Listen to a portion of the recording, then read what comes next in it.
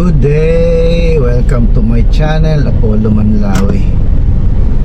Madalas matanong tayo kung bakit ayaw nating ibigay yung ating mga anak sa isang taong hindi naman iglesia ni Kristo. Ang mga bagay kasi na ito ay matagal ng kautusan ng Diyos. Nasa lumang tipan pa ng Biblia. So bilang bayan ng Diyos sa panahong ito, sinusunod pa rin namin ito. So yan ang pag-usapan natin sa video na ito.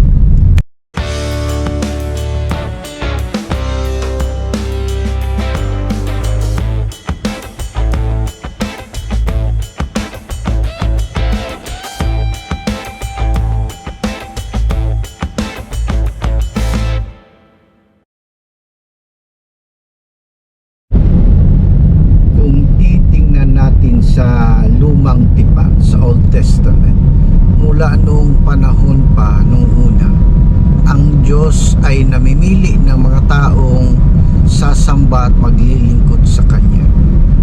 Alam natin, kilala natin si Seth, kilala natin si Abraham.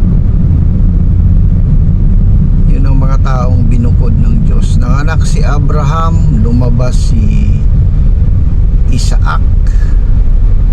Pero alam din natin na bago si Isaac, nandoon si Ismael.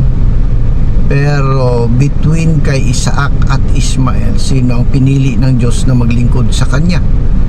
Diba si Isaac? Then si Isaac nagkaanak, lumabas si Jacob.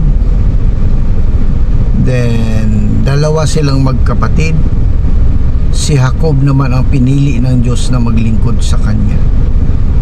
So nung lumabas, nakapag-asawa si Jacob, siya ay pinili ng Diyos, binigyan siya ng pangalang Israel, lumabas yung 12 tribes of Israel. So yun ang mga pinili ng Diyos. Alam natin yan, nakikita natin kahit sa sine, nakikita natin yan.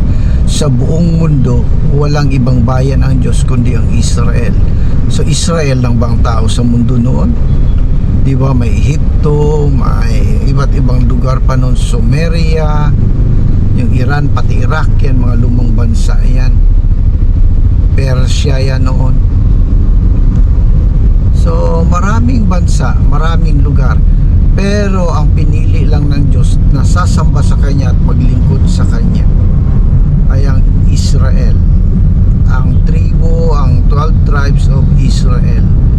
So nagbabago ba yan sa panahon natin ngayon?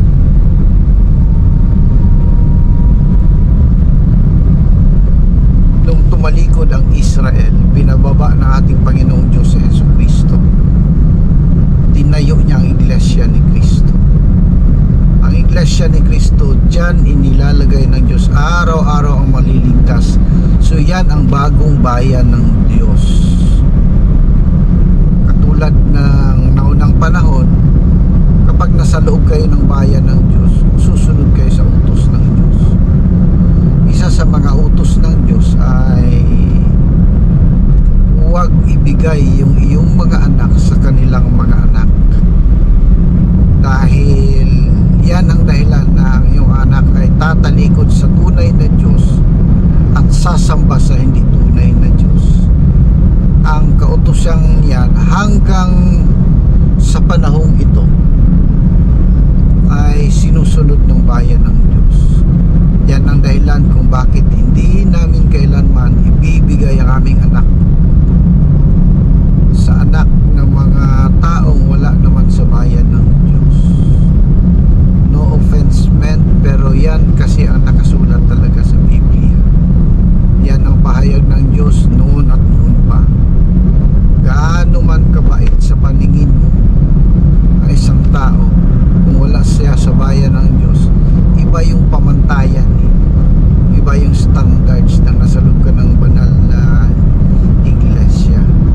Iba yung pamantayan kapag chosen people ka. Iba yung Diyos mo, iba yung Diyos nila.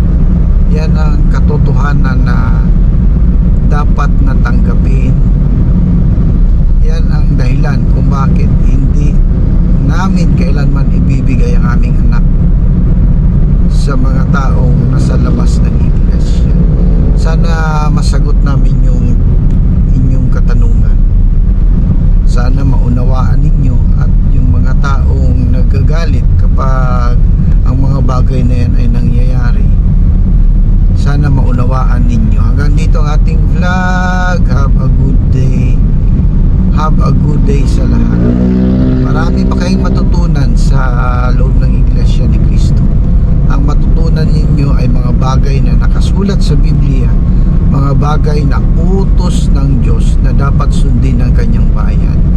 Kung hindi naman kayo bayan ng Diyos, walang problema yan sa